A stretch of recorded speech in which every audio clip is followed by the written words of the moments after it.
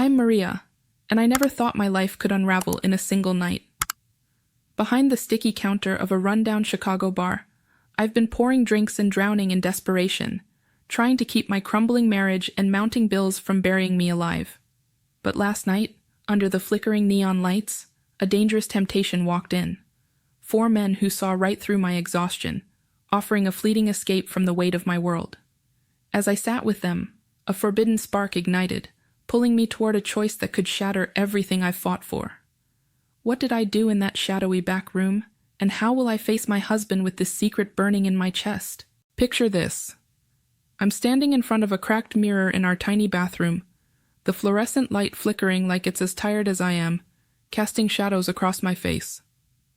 I'm Maria, 34 years old, and if you looked at me right now, you'd see a woman who's been running on fumes for far too long. My dark hair's pulled back in a messy bun, strands sticking to my neck from the humidity of this cramped Chicago apartment. My eyes, once bright with dreams, now carry the weight of 8 years of marriage to David, my husband. A good man, a mechanic with hands rough from years of labor, but a man who's been ground down by life just as much as I have. His shop's been bleeding money for months, and every day I watch him drag himself home, shoulders slumped, the worry etched deep into his face. We're barely keeping our heads above water, and the bills on the kitchen counter are a constant reminder of how close we are to drowning. They stack up like a cruel game of Jenga, threatening to topple everything we've built. Our place isn't much to look at. A small, cluttered apartment in a working-class neighborhood where the sounds of sirens and shouting neighbors seep through the thin walls. The furniture's second-hand, the couch sagging in the middle, and the kitchen table is buried under junk mail and unpaid notices. Every corner of this space feels heavy with the tension of our financial strain, like the air itself is pressing down on us. David and I, we try to keep it together, but there are nights when we barely speak, not because we don't love each other, but because we're too exhausted to find the words. I've always been his rock, and he's been mine, but lately, I feel like we're both crumbling. To help ease the burden, I took a job I never thought I'd end up with. I'm the newest bartender at the Rusty Anchor, a dimly lit club downtown, where the floors are sticky with spilled beer, and the jukebox plays the same worn-out tunes night after night. Think old country ballads and rock anthems that were hits before I was even born. I've got no experience behind a bar, none at all.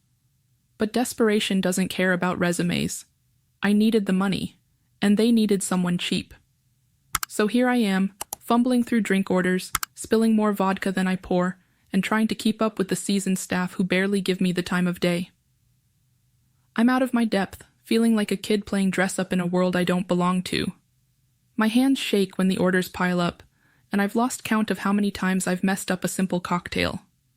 The regulars laugh it off, but I can feel their eyes on me, judging every clumsy move. Then, there are these 4 guys who come in almost every night I'm working. I don't know much about them yet, just their faces and the way they carry themselves. There's Jake, the here I am, behind the bar at the Rusty Anchor, in the thick of a double shift that feels like it's never gonna end. The place is a madhouse tonight, a sea of noise and movement that's got me spinning. The crowd of rowdy regulars is packed in tight, their voices booming over each other, shouting for refills, arguing about sports, or just hollering to be heard over the thumping bass of some song I've never heard before. It's blasting through the ancient speakers, vibrating the sticky floor beneath my aching feet. I'm pouring cheap beers as fast as I can, the clink of glasses against the counter, a constant rhythm in the chaos. My hands are slick as I mix watery cocktails, half guessing the measurements because I'm still learning the ropes. Sweat beads on my forehead, trickling down my temple, and I swipe it away with the back of my hand, only to dive right back into the next order. The atmosphere in here is something else. Neon lights flicker above the bar, casting a hazy glow over everything. Reds and blues dancing across the faces of the patrons. The air's thick with the smell of stale beer and the lingering haze of cigarette smoke that clings to every surface, even though smoking's been banned inside for years. It's like the walls themselves are soaked in it, a permanent reminder of nights just like this one. My sneakers stick to the floor with every step, and my legs are screaming from hours of running back and forth. I'm beyond exhausted. But there's no time to stop, no time to even think. I catch a moment to breathe as I hand a beer to a gruff older man, with a beard like steel wool. He grumbles something about the foam being too much, his voice rough as gravel, but he slides a crumpled bill across the counter as a tip anyway. I mutter a quick thanks, barely audible over the noise, and move on to a group of college girls at the other end of the bar. They're giggling, their voices high-pitched and carefree, as I fumble through making a margarita. I mess up the salt on the rim. Too much on one side, none on the other, and they burst into laughter, one of them teasing me with a playful wink. I force a smile, my cheeks burning with embarrassment, but I'm too tired to care for long. I just want this night to be over. The clock on the wall is creeping toward 2 a.m., closing time, and I'm counting down the minutes like they're my lifeline. My feet are throbbing in my worn-out sneakers, each step feeling heavier than the last. I glance around the bar as I start wiping down the counter, the damp rags smearing streaks of spilled liquor and grime. Most of the crowd has started to thin out, stumbling toward the door with slurred goodbyes, but my eyes catch on a corner table where 4 familiar faces are still parked: Jake, Ethan, Ryan, and Caleb. They're always here, almost every shift. Here I am, still behind the bar at the Rusty Anchor, the clock finally ticking past 2 a.m. The chaos of the night has dwindled down to a dull hum, the last of the stragglers shuffling out into the chilly Chicago night with their coats slung over their shoulders. I'm wiping down the counter for what feels like the 100th time, the rag in my hand damp and smelling faintly of cheap whiskey and regret. My body aches, my feet screaming for relief, but I'm not done yet. Over in the corner, Jake, Ethan, Ryan, and Caleb are still sprawled around their table, their laughter cutting through the quiet like a sharp blade. I sigh, knowing I've got to get them out of here so I can lock up and drag myself home to David, who's probably already asleep, unaware of the storm brewing in my chest. I walk over to their table, forcing a polite smile despite the exhaustion weighing me down. I'm ready to give them the usual last call spiel, to nudge them toward the door, but before I can even get the words out, Ryan looks up at me with a crooked grin. "Hey Maria, you mix a mean drink, for someone who looks like they've never held a shaker before." His tone is teasing, but there's no malice in it, just a playful jab that catches me off guard. I can't help it. A laugh escapes me, the first real one I've let out all night. It feels strange, almost foreign, bubbling up from somewhere deep inside, a tiny crack in the wall I've built around myself. Ethan, the quieter one with eyes that seem to see right through you, chimes in next. "Seriously, though, you've got the patience of a saint dealing with this crowd. I don't know how you do it." His voice is soft, sincere, and it hits me in a way I wasn't expecting. I feel my cheeks warm, not from embarrassment this time, but from the unexpected kindness. I mumble a thanks, looking down at the scuffed floor to hide the way his words make my heart stutter just a little. Jake, always the bold one, leans back in his chair, his gaze steady and unapologetic. "Come on, Maria. The place is a ghost town now. Why don't you take a breather? Sit with us for a minute. Grab a drink. On us." I hesitate, my mind racing with all the reasons I shouldn't. I've got rules to follow, a job to keep, and a husband waiting at home. But the weight of the past months, the endless bills, the silent nights with David, the loneliness that's been eating at me, presses down hard. I glance around the empty club, the neon lights flickering weakly, casting long shadows across the deserted dance floor. The jukebox, for once, is silent, its usual drone replaced by an eerie stillness that mirrors the hollow ache in my chest. Against my better judgment, I nod. "Just for a minute," I say, more to myself than to them. I step behind the bar, my hands trembling slightly as I pour myself a small glass of whiskey, the amber liquid catching the dim light. I tell myself it's just to take the edge off, just to sit for a second and feel something other than the grind of my life. I slide into the chair across from them, the glass cool against my palm, and for the first time all night, I let my shoulders relax. The club feels different now, almost intimate in its emptiness. The flickering lights paint the walls in uneven patches of shadow and glow, and the air is heavy with the lingering scent of spilled drinks and faded dreams. Sitting here with these guys, I feel a rush I can't quite name. Maybe it's freedom. Or maybe it's just the thrill of being seen as something more than David's struggling wife, or the rookie bartender who can't get a cocktail right.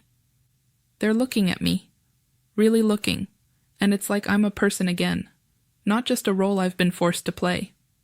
I don't know why, but I start talking.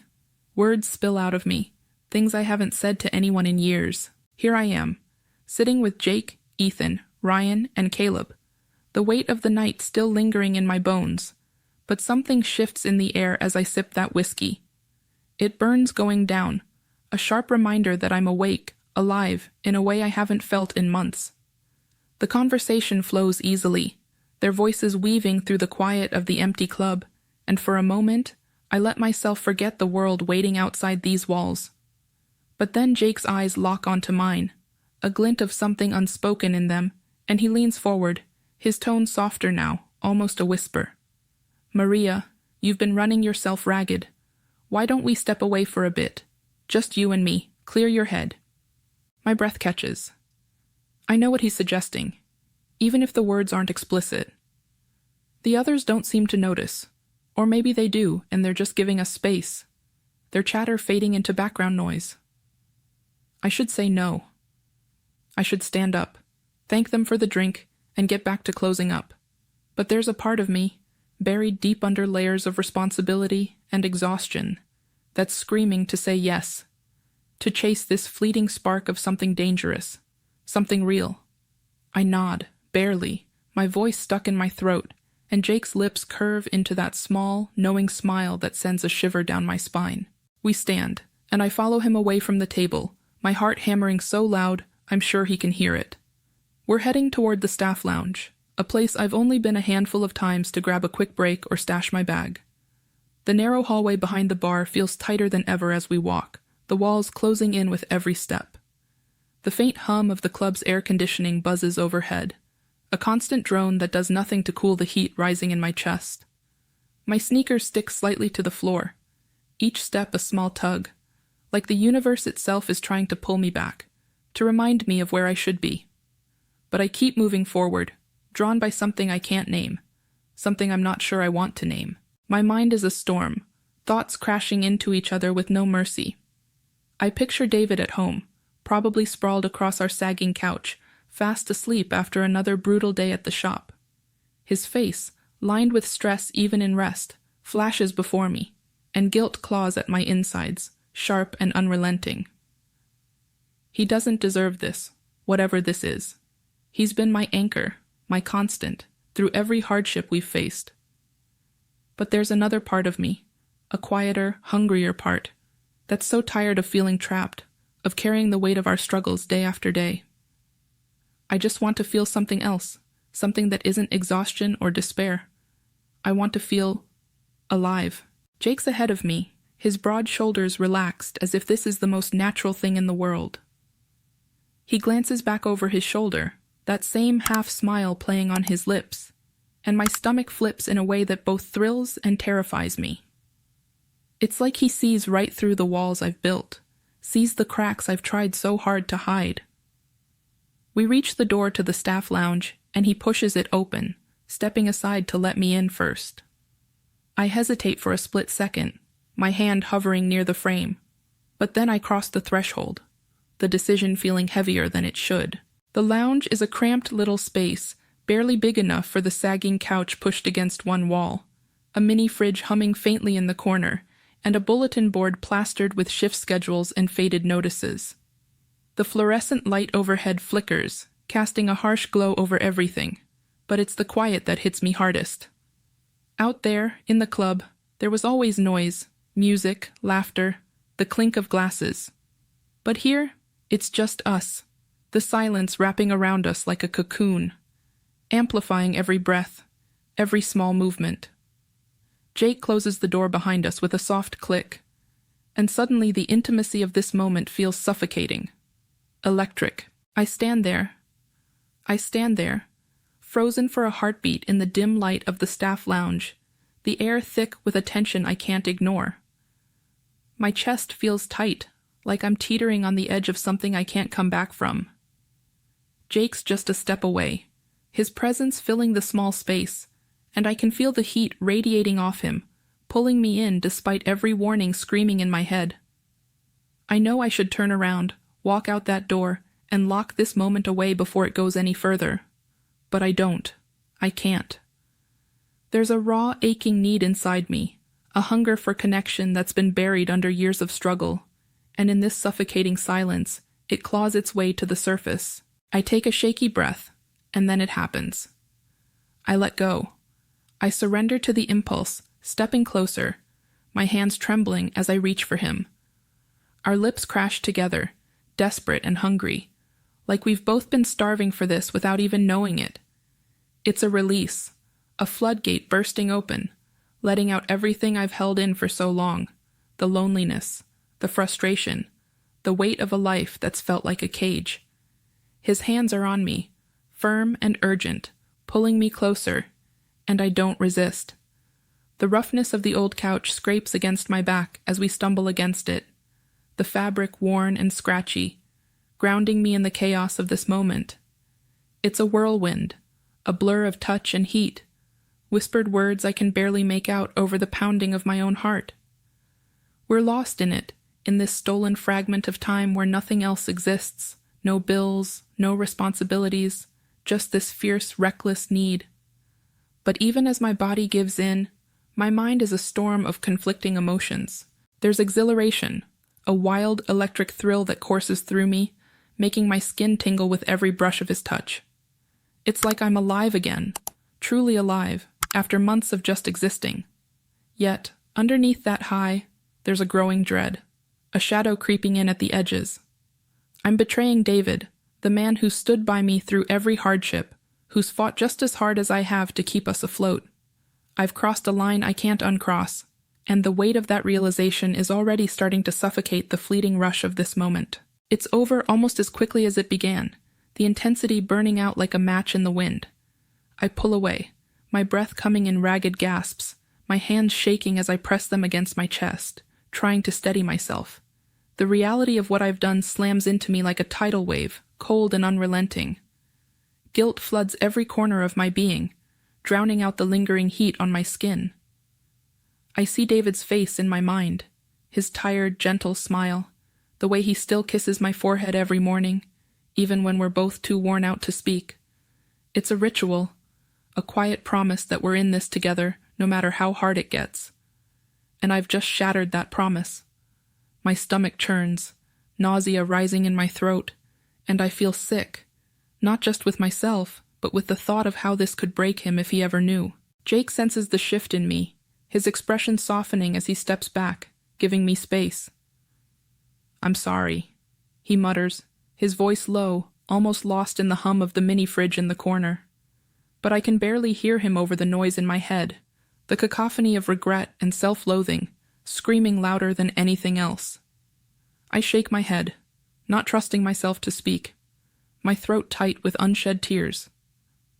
I don't know if I'm shaking it at him or at myself, at the mess I've just made of everything I thought I stood for. We don't say another word as we leave the lounge, the silence between us heavier than ever.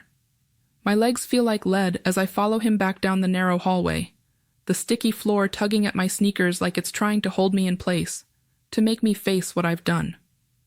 But I'm back in the main room of the Rusty Anchor now, the silence of the empty club pressing in around me like a heavy fog. Jake and I don't look at each other as we rejoin the others, and I can feel the weight of what just happened hanging over me like a storm cloud ready to burst. Ethan, Ryan, and Caleb are still at the table, their conversation quieter now, and I notice a small stack of cash sitting there, right in the center. My heart stumbles as Ethan slides it toward me with a small folded piece of paper on top. His eyes meet mine, kind but unreadable, and he says, "For you, Maria, you've earned it tonight. Take care of yourself." I hesitate, my fingers hovering over the bills, but I take them, the paper crinkling under my touch. I unfold it later, after they've stood to leave, and see the scribbled note in Ethan's handwriting. "You're amazing. Take care of yourself. My breath catches, a lump forming in my throat as I stare at the words. I count the money once they're gone, standing alone behind the bar, the club so still I can hear the faint hum of the refrigerator in the back. $2,500. It's an insane amount, more than I've ever held in my hands at one time. The bills feel heavy, almost burning against my skin, and I'm caught in a whirlwind of emotions.